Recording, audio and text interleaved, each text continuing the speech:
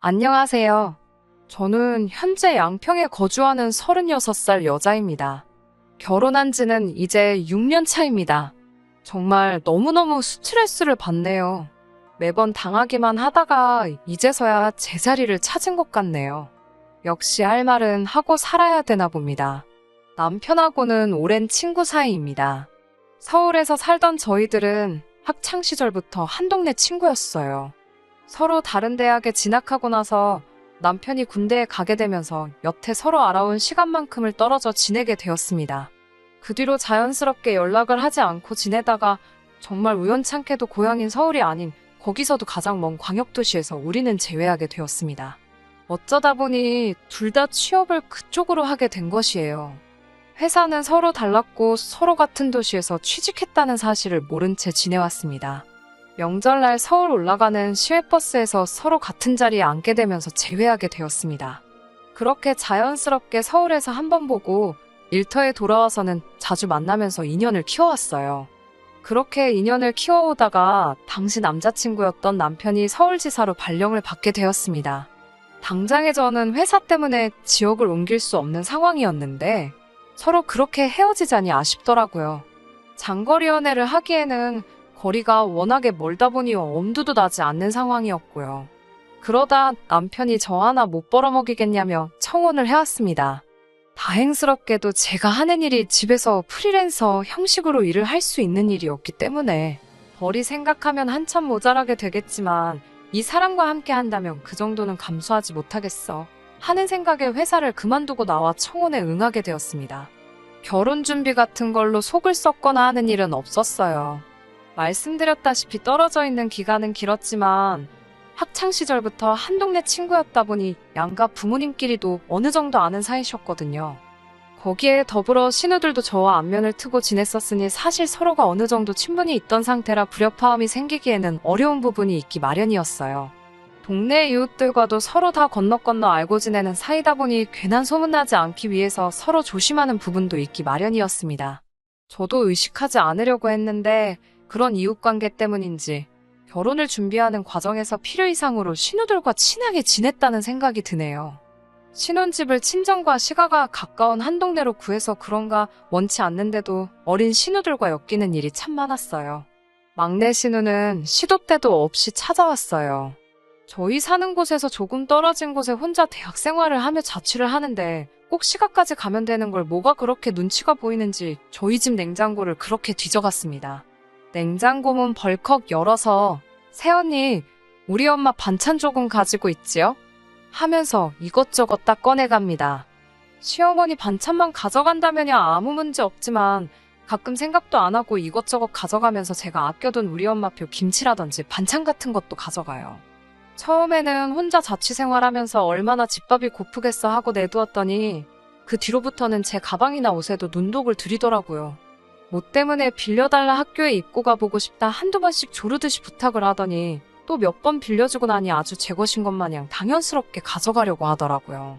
하루는 한 번 거절을 했더니 제가 집에 없는 날에 찾아와 남편 허락만 받고 쌩 가져갈 때도 있었습니다. 남편한테 제 허락도 없이 그걸 왜 빌려줬냐고 하니 하루 입고 들고 다닌다고 다른 것도 아닌데 뭐가 그리 문제냐며 자기 막내 동생 감싸기에 여념이 없더라고요. 남편이 남이 편이라는 게 실감이 나기는 했어요. 그래도 그때 저와 다툰 것 때문인지 그 뒤로는 저 없을 때 막내 신우가 뭐 빌려가겠다고 하면 꼭 제 허락을 받고 나서 가져가라고 해줘요.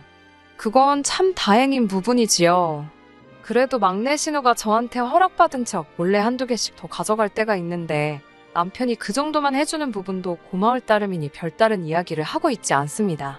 둘째 신우는 그나마 나은 편이에요. 적어도 제 물건은 탐내지 않아요.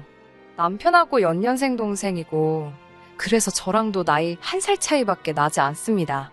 제가 생일이 12월 달이니까 5월생인 자기하고는 사실 5개월 차이밖에 나지 않는다며 사실 따지고 보면 저랑은 동갑이라고 이야기합니다. 어차피 만 나이로 따지면 신우 말대로 5개월 차이밖에 나지 않는 건 사실이긴 하지만 학렬상 따지고 보면 제가 손윗사람이 맞는데 굳이 생일을 가지고 자기랑 동갑일 수도 있었네 하는 건 조금 아니라고 생각해요. 저는 한 살이라도 더 어려 보이고 싶은데 신우는 나이 먹어 보이고 싶은 마음이 더 큰 건지 그렇게 어른스러운 척을 합니다. 하루는 집까지 찾아왔어요. 이 집 신우들은 예고도 없이 집에 찾아오는 게 당연하다고 생각하나 봐요. 저한테 시어머니 몸이 많이 허한 것 같다고 저보고 집이 먼 것도 아닌데 시댁에 자주 들러서 들여다보고 하랍니다. 오는 길에 홍삼이나 석류즙 같은 것도 좀 사오라고 하면서요. 신우에게는 남편과 효도는 대리효도 하지 않고 각자 자기 집에 알아서 잘하기로 했다는 말을 하니 저도 여자라서 알지 않냐고 저를 나무라더군요. 남자들이 워낙에 무심하니 오빠한테 말을 해도 아무것도 안 할 것 같아서 저한테 말하는 거라고 하네요. 하기 싫으면 싫다고 말하지 왜 자기 오빠 탓을 하냐는 듯이 이야기를 하는데 조금 그렇더라고요. 이렇게 서로 다른 방법으로 제 신경 거스르는 두 신우들은 공통점이 하나 있었습니다. 그건 바로 자기 오빠인 제 남편에 대한 자부심이 참 대단하다는 거였어요. 두 신우들은 하나같이 입을 맞추어서 세상에 자기 오빠 같은 사람이 어딨냐고 저보고 세상 최고로 복받은 여자라 하더군요. 오빠 덕에 지방에서 탈출해서 이제 서울 생활을 하고 있지 않느냐고 하면서요. 남편이 서울로 발령을 받으면서 저에게 청혼한 건 사실입니다. 하지만 저도 거기서 쌓아놓은 경력을 바탕으로 새로운 일을 시작했고 회사 다닐 때만큼은 못하더라도 부족하지 않게 벌고 있고 제 앞가림 정도는 스스로 하고 있는데 말이지요. 여기까지도 참아볼까 했는데 결혼 2년차가 되고부터는 신우들의 공세에도 모자라 시어머니까지 가세하기 시작했습니다. 아이는 언제 갖는 거냐며 매주 말마다 찾아오셔서 한약도 지어주시고 어디에 좋은 거다라며 음식도 챙겨주시고 그러셨어요. 당연히 감사해야 할 일이지만 사실 저랑 남편은 지금도 그렇지만 그 당시에도 계획이 없었거든요. 둘이서 커리어 놓치지 말고 행복하게 잘 살자는 주의였고 바싹 벌어서 40대 은퇴를 계획하는 파이어족이었습니다. 시가에서 남편이 유일한 아들이었기 때문에 그 사실을 알리기에 부담스러운 부분이 있었어요. 그래도 한동안은 계속 숨겨왔는데 이건 뭐 날이면 날마다 오셔서 아이 이야기를 하고 가시니 제가 받는 스트레스도 어마어마했죠. 이런 고민을 나눌 수 있는 게 남편이었으면 참 좋았겠지만 남편도 자기 누이들 아끼기도 하고 시어머니 같은 경우에는 아이 가질 생각 없다는 말 들으시면 어떻게 될지 모르니 최대한 조심하는 분위기더라고요. 저를 위해 무슨 말을 해줄 것 같지도 않고 그래서 이런 고민은 유일하게 저희 친정엄마만 알고 계셨어요. 그러다 친정엄마가 제게 제안을 하나 하셨습니다.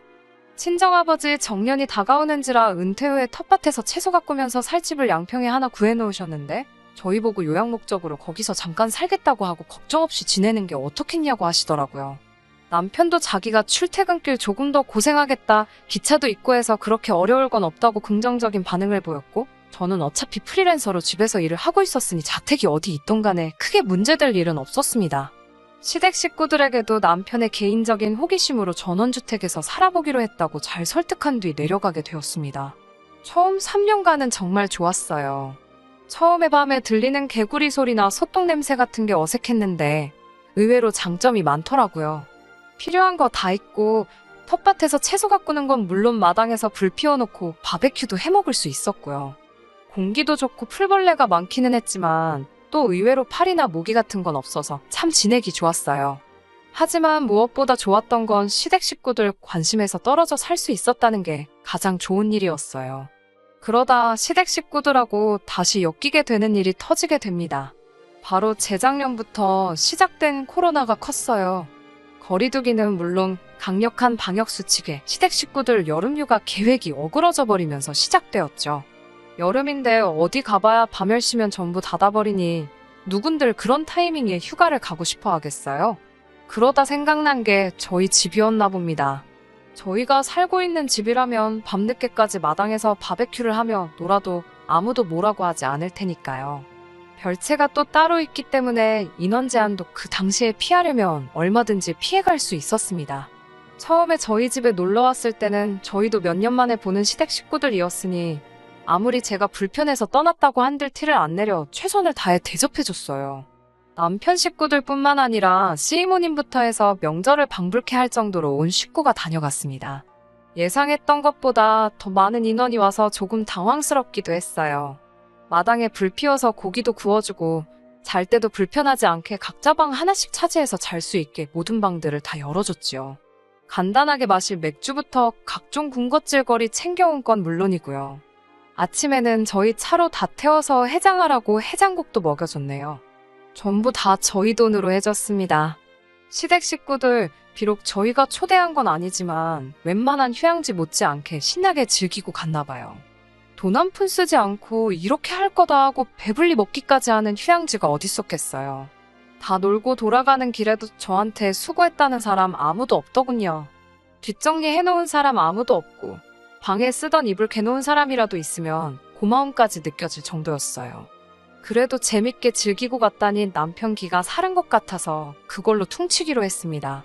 남편이 기뻐하는 걸 보니 그렇게 가끔이라도 보는 사이가 되면 참 좋았겠다는 생각이 들었어요. 괜히 나 때문에 남편이 가족하고 멀어졌나 싶기도 했는데 그날을 기점으로 코로나가 길어지게 되면서 오히려 서울 살 때보다 훨씬 자주 보게 되었습니다. 양평에 있는 저희 집으로 놀러 왔다면서 틈만 나면 찾아오더라고요. 그래도 시부모님 동행해서 신우들이 따라오면 그냥 효도하는 셈 치고 남편이 하루 정도 희생하는 셈 치고 하겠는데 언젠가부터는 자기들끼리 따로 오더라고요. 조금 불편하긴 하지만 지하철까지 뚫려 있으니 오는데 아주 거리낌이 없었어요. 저희 집이 역에서 차로 15분에서 20분은 더 들어가야 있는 곳인데 연락도 없이 찾아와서는 역으로 데리러 오라고 성하더라고요. 당시에는 남편도 코로나 때문에 재택을 하고 있었고 저야 프리랜서였으니 항상 집에 있었지만 예고도 없이 찾아와서는 데리러 오라 마라 하는 게 참 기분이 안 좋았어요. 남편은 저 때문에 양평으로 내려와 3년간 거의 시댁 식구들 안 보고 살았던 게 한이 맺혔었는지 제 기분 헤아리는 척 해주며 제 앞에서는 말도 없이 왜 왔대 하면서 신우들에게 짜증을 내고 있으면서 이미 지 몸뚱이는 벌써 자동차에 타고는 시동 걸어놓고 데리러 갈 준비가 아주 탱천이더라고요. 저녁이 되니까 막내 신우가 오늘은 왜 고기를 안 구워 먹냐고 하더라고요. 아무리 시골집이라도 매일같이 고기를 어떻게 구워 먹겠냐고 했어요. 그랬더니 남편이 아니라고 잠깐만 기다리라며 마트에 가서 고기를 사오네요. 또 막내 신우 실컷 먹여서 보내고 나니 얼마 뒤에는 시어머니께서 동네 친하신 분들 이끌고 찾아왔습니다. 막내 신우가 찾아왔던 게 귀여워 보일 정도였어요. 시어머니께서 차 4대를 동원해 데리고 오신 인원은 무려 12명이었어요. 아무리 집이라지만 인원 제한이 있던 시기였는데 가족도 아닌 사람들이 저희 집에 와 있는 거 내키지 않았습니다.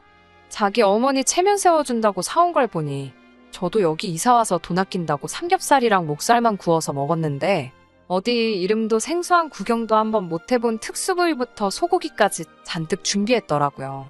저녁에 고기 홀랑 다 구워 먹어버리고는 먹을 게 떨어지니 어디 동네 밥집에서 치킨이며 뭐며 이것저것 사다가 나르기 바쁘더라고요. 그날 시어머니 일행에게 쓴 돈만 140만 원이 넘었습니다. 교대로 한 번씩 왔다 가기로 정한 건지 시어머니가 다녀오신 다음 주에는 둘째 신우가 오더라고요. 이번엔 남자친구랑 동행해서요. 막내한테는 혼자 와도 고기도 구워주고 했다던데 하면서 대놓고 고기를 구워달라 요구했어요. 남편은 그래도 여동생이 찾아왔는데 아무것도 못 해주긴 좀 그렇다고 꾸역꾸역 혼자 차 끌고 나가서 구워 먹을 고기 몇 인분의 맥주도 잔뜩 사오더군요. 둘째 신우가 온 날은 아주 악몽이었어요. 그냥 그렇게 고기 구워줬으면 얌전히 처먹고 가기만 하면 좋았을걸 무슨 커플이 교회에 있는 펜션을 놀러 온 것 마냥 생각했나 봐요.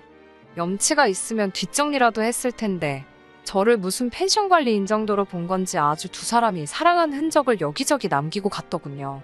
침대 옆 휴지통에 그대로 버리고 간 두 사람의 흔적을 발견하고 아주 구역질이 나서 죽을 뻔했어요. 그 길로 그대로 휴지통을 들고 나와 남편이라는 책상 위로 던져버렸지요. 남편도 자기 일하는 책상 위에 둘째 신우 남자친구의 분신들이 흩뿌려지니 이게 뭐하는 짓이냐며 질색을 하더라고요. 이게 뭐하는 짓이냐고 나한테 묻기 전에 네 동생한테 먼저 물어봐야 하는 것 아니겠냐 하니 자기도 생각이 있는지 아무 말도 하지 못했어요.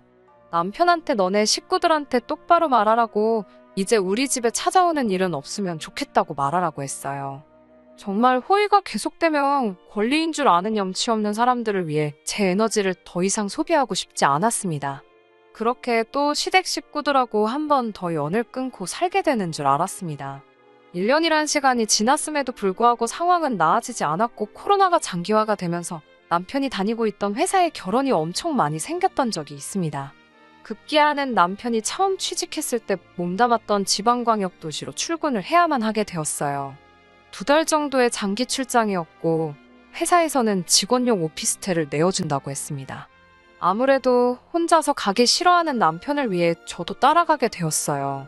저는 재택근무라서 어디서 일하던 장소에 크게 구애받지 않기도 하고 저도 거기서 사회생활을 시작한 사람이었으니 오랜만에 같이 일하던 사람들도 만나볼 겸 해서 같이 따라가게 되었습니다. 남편도 내가 붙어 있으니 허튼 짓도 하지 못하고 밥도 아무거나 먹지 않아도 되니 좋은 거 아니냐고 하더라고요.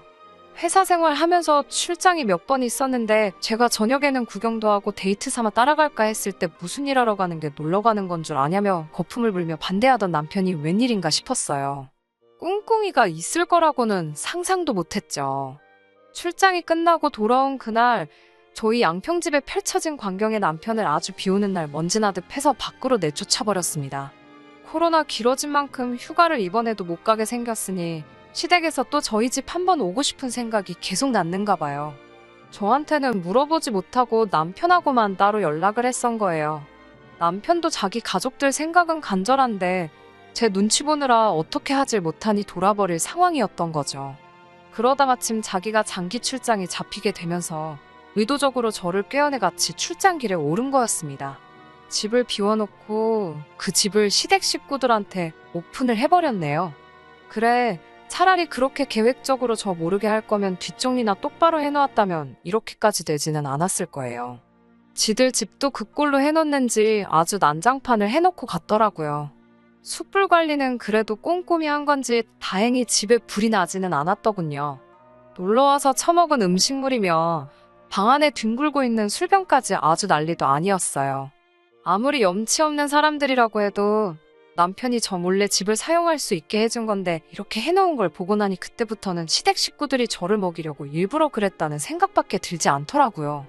저도 이미 남편까지 내쫓아버린 마당에 가만히 있을 이유가 없었습니다. 집으로 근처에 있는 청소업체를 불러 시댁 식구의 손길이 닿지 않았던 곳까지 전부 싹 청소를 맡겼습니다. 사장님께는 안 깎아줘도 되니 견적 최대한 집어넣을 수 있는 거 다 집어넣어서 빼달라고 했어요. 저희 집 냉장고나 캐비넷에서 없어진 맥주와 각종 와인들에 대한 청구서도 만들고 하는 김에 작년에 놀러와서 처먹은 고기값에 제가 그자들 뒷정리해준 용역비까지 전부 청구했습니다. 청소비에 이것저것 다 더하고 고기값에 제 인건비까지 더하니 500만 원 정도의 청구서가 나오더라고요. 청구서가 나오자마자 제 눈치 보느라 집에도 못 돌아오고 회사 숙직실에서 지내던 남편을 집으로 불렀습니다. 꼬질꼬질하기는 했는데 먹는 건 다 돈 주고 사 먹었는지 때깔 하나는 좋더라고요. 제가 남편을 노려보면서 이제 뭘 잘못했는지 알겠냐고 물으니 고개를 끄덕이더라고요. 집에 돌아오고 싶냐고 물으니 또 한 번 고개를 끄덕였고요. 집에 돌아오려면 제가 시키는 거 하나만 하면 된다고 하니 뭐든지 할 수 있다고 합니다. 그 대답을 듣자마자 남편 손에 500만 원짜리 청구서를 쥐어줬어요.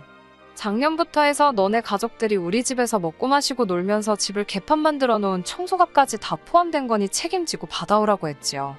이 돈 안 받아오면 집에 들어올 생각 하지 말라고 하고요.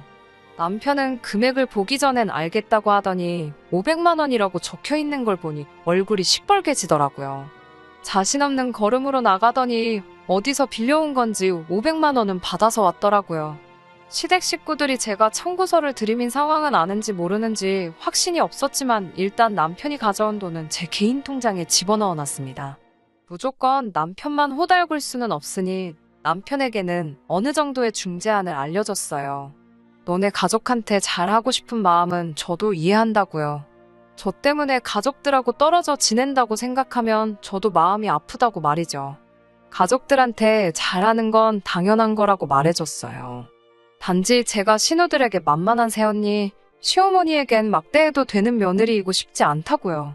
당연히 자기 가족들이 우리 집에 놀러오고 싶으면 그렇게 해도 된다고, 하지만 서로 간에 지켜야 할 최소한의 예의만 지켜줬으면 한다고 말해줬어요. 자기들이 먹을 건 자기들이 사오는 것부터 여기가 펜션 같은 업장이 아니니 남의 집에서 지켜야 할 예의와 다 놀고 나면 뒷정리까지 어느 정도는 해주는 매너가 필요하지 않겠냐고요. 대충 뒷정리를 해줘도 결국 제가 한 번 더 청소를 해야 하지만 뒷정리를 해주고 안 해주고의 차이가 크다는 것도 설명해줬지요. 남편은 알겠다고 고개만 끄덕이더라고요. 남편이 시댁 식구들한테 말한 건 사실이긴 했나 봐요. 아직 온 가족은 아니지만 얼마 전에 막내 신우가 한번 다녀갔어요. 이번엔 뒷정리도 해놓고 혼자 놀러 온 거라 고기는 필요 없다고 안 사왔다고 말하더라고요. 그렇게만 해줘도 너무 마음씨가 예뻐 보이니 제가 나서서 마트에서 신우가 좋아하는 소고기로 사다가 구워줬어요. 곧 여름이 오겠어요. 뉴스를 보니 이제 해외여행도 풀리는 것 같은데 저희 집으로 시댁 식구들이 올지 안 올지는 모르지네요. 만약에 온다고 해도 이번만큼은 적어도 이전처럼 저 한번 먹여보겠다고 행동하지는 않을 거라는 확신이 있습니다. 5년간 이렇게 한마디도 한 적이 없으니 제가 더 우습게 보였나 하는 생각도 들 때가 있어요. 이렇게 속 시원하게 저질러 놓고 나니 너무 후련하고 좋은데 왜 진작에 안 했는지 모르겠습니다. 저의 긴 이야기 끝까지 들어주셔서 정말 감사합니다. 끝까지 들어주셔서 감사합니다. 오늘의 사연은 여기까지입니다. 구독과 좋아요, 알람 설정 부탁드리고 더 좋은 사연으로 다시 찾아뵙겠습니다. 감사합니다.